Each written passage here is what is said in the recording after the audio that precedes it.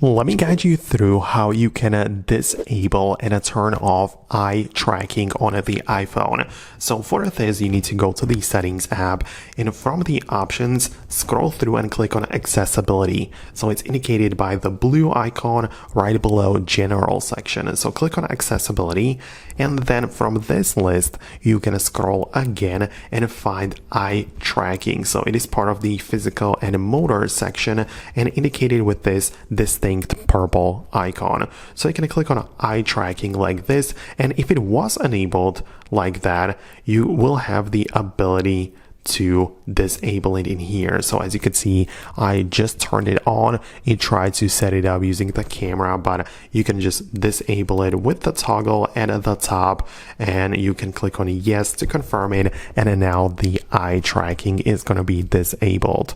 So that's how you can do it generally, but if you need a little bit more out of this or customize it to a specific degree, you can go below and enable or disable some random things about it. So for example, there is the face guidance, which you can keep on, or the smoothing, snap to item, auto hide, dwell control, and all of these specific features. I mean, if you know or if you are familiar with eye tracking, then you definitely know what it's about. This is where you can find it, and you can also disable the individual things. So that's how you can do this. It's pretty simple. If you would like to see more about that feature or something related to it, then definitely subscribe for more videos and tutorials like this one so you don't miss anything important in the future. Thanks a lot, and I'll talk to you later.